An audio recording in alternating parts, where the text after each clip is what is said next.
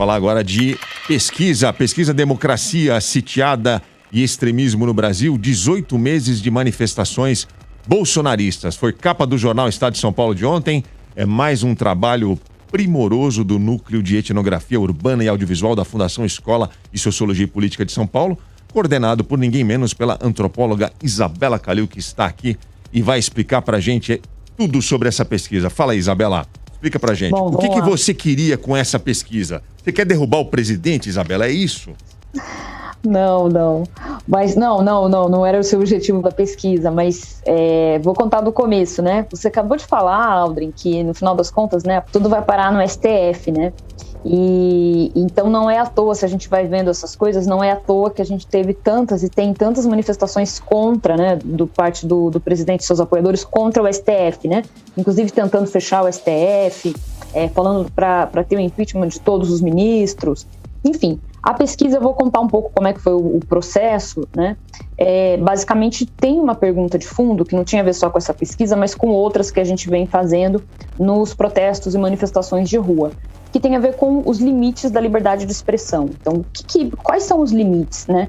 Existem manifestações que elas passam, isso era a nossa pergunta há alguns anos atrás, existem manifestações que elas passam do limite daquilo que é considerado adequado de ser dito e de ser performado no espaço público, e em algum momento essas manifestações passam a ser antidemocráticas? Essa era uma pergunta que a gente já tinha há alguns anos, né? Já há bastante tempo a gente vinha trabalhando com essas questões. E o que acabou acontecendo é que parte desse monitoramento, a gente sempre acompanhou manifestações, mas a gente percebeu em 2020 uma movimentação diferente, antes mesmo da pandemia, né? Então, em meados de fevereiro de 2020, teve uma situação, não sei se os ouvintes vão lembrar, mas a gente até aqui no programa, imagino que vocês devam ter comentado, que era uma questão envolvendo o orçamento com o Congresso, né? Então, eram as questões em torno do orçamento impositivo. Naquele momento, teve o início do motim de policiais militares no Ceará e, no dia seguinte, um áudio vazado do general Heleno, supostamente vazado, em que ele fala que as pessoas têm que ir para a rua, que o Bolsonaro não tem que, digamos, baixar a cabeça para o Congresso. Ele usa termos menos sofisticados que isso, né? Inclusive fala palavrão e tal. O que acaba acontecendo é que, ali naquele momento, você tem uma espécie de declaração de guerra do Bolsonaro e de seus apoiadores contra o Congresso. E o que estava em jogo ali era orçamento, né? E aí a gente começou a olhar essas manifestações e como é que elas estavam se organizando. E, por uma coincidência, né, no final das contas, esse fato, uma coisa estava ligada com a outra, foi o início da pandemia. Então, aquelas questões que estavam envolvendo disputas com o Congresso passaram a ter outros nomes, e aí se for para a rua falando sobre a pandemia. Então, o resultado da história é que, em nome de fazer manifestações relacionadas à pandemia, tinham várias pautas meio escondidas que estavam em jogo. Então, quando a gente foi mapeando as diferentes manifestações, a gente percebe que passa a ter uma movimentação específica quando João Dória anuncia o desenvolvimento das vacinas pelo Instituto Butantan. Então, você tem uma série de ações contra os governadores. Você tem uma série de manifestações quando Lula recupera seus direitos políticos. Então, passa a ser elegível, né? Então, se torna um potencial presidenciável. Tem outras manifestações que acontecem quando vai se iniciar os trabalhos da CPI.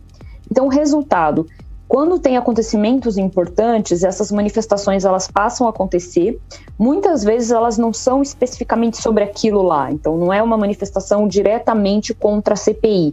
Mas você começa a fazer um barulho, faz um monte de mobilizações que às vezes não estão relacionadas com aquilo, mas que acabam tendo um impacto para minimizar os desdobramentos da CPI. Então, basicamente é isso.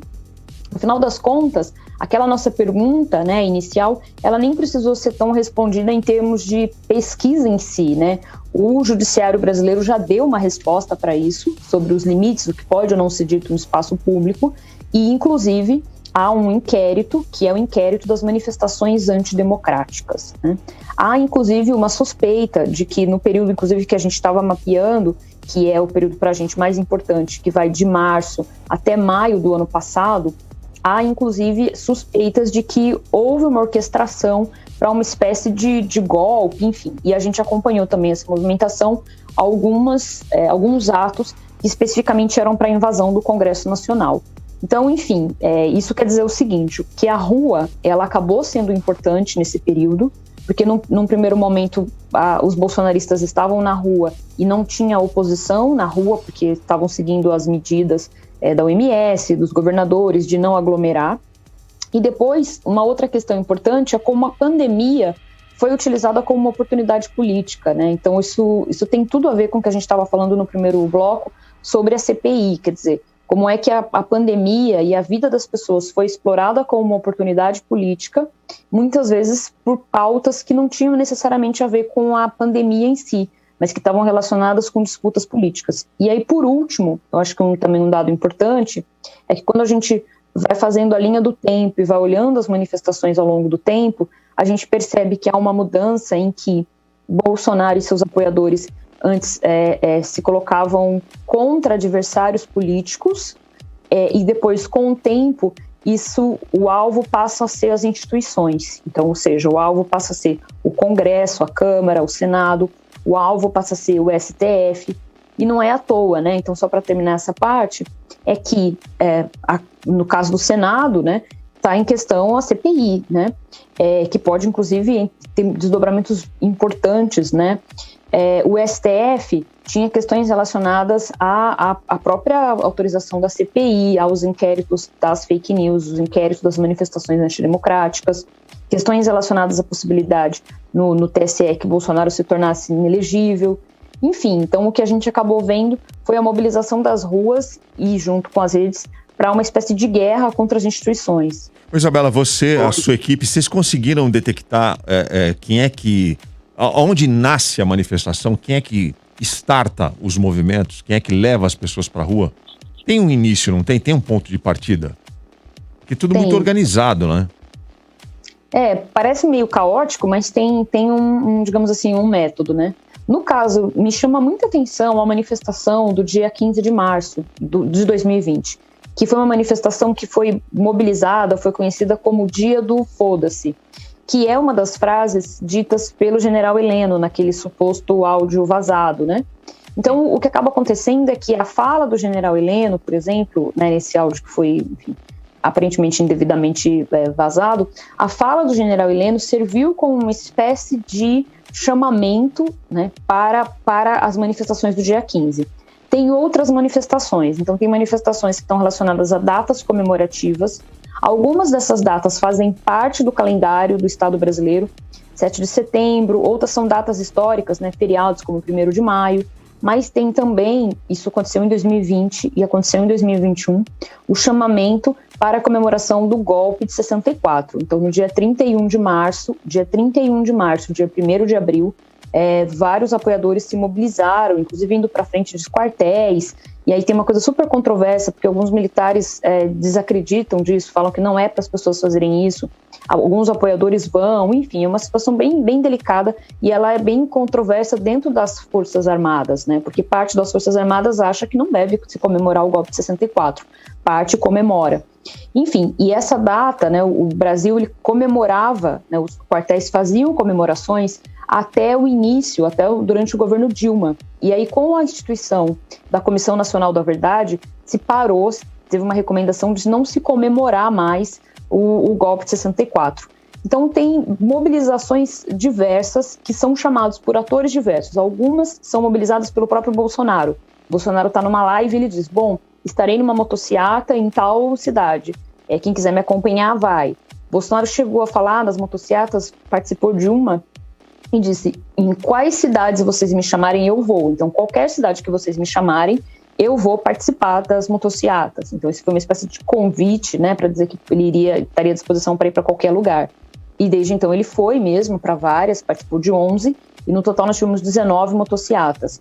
Então, o start sempre foi o Bolsonaro? Não necessariamente. Tem algumas mobilizações que não foram o Bolsonaro que deu esse gatilho. Elas nascem de quem? De influenciadores, da equipe do Gabinete do Ódio? Você consegue localizar? Tem as mais variadas. Por exemplo, tem um ciclo de manifestações importante, que foi aquela do ano passado também. As do ano passado foram as mais radicais, digamos assim. Ainda que a gente tenha visto no 7 de setembro de 2021 uma cena que a gente até comentou aqui, né? A gente estava ouvindo essa bancada no 7 de setembro, muito grave do ponto de vista de atos e posições antidemocráticas, o início da pandemia foi mais radical.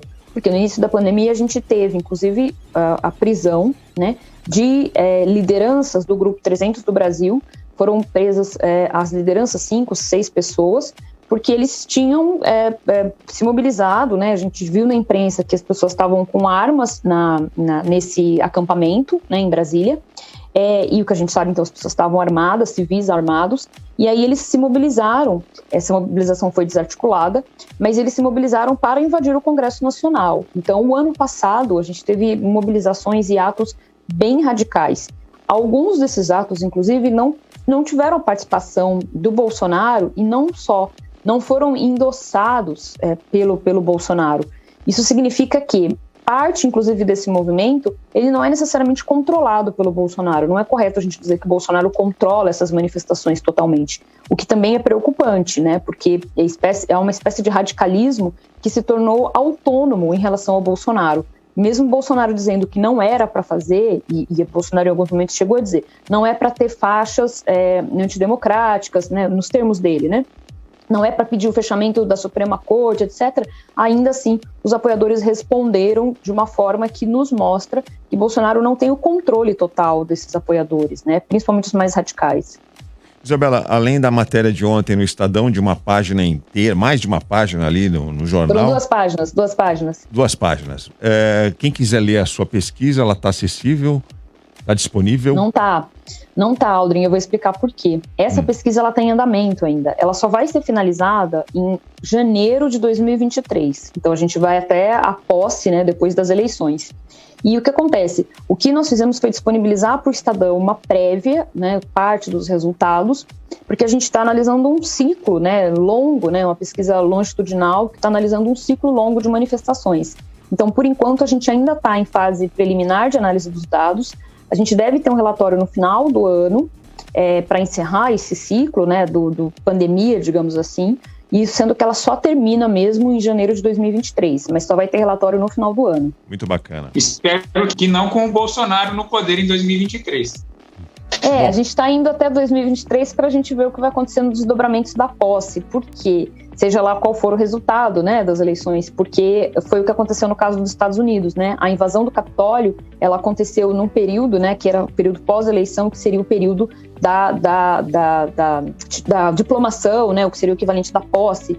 Então a gente vai até esse período para analisar, porque tem várias semelhanças entre apoiadores de Trump e apoiadores de Bolsonaro, né? Tanto que, inclusive, uma coisa que saiu interessante no Estadão, na entrevista quando eu falei com o jornalista, é que eles copiaram, o modelo das motocicletas foi copiado de um evento que acontece em Dakota do Sul. Inclusive, essa motocicleta, esse rally que acontece na Dakota do Sul, ele é super importante para o Trump. Trump mobiliza esses motociclistas e, no final das contas, a gente meio que importou esse modelo. E Bolsonaro, aliás, Eduardo Bolsonaro, chegou para os Estados Unidos, encontrou o Steve Bannon na época desse rally, né, é uma espécie de grande motociata trumpista, e isso aconteceu em agosto desse ano. A grande verdade.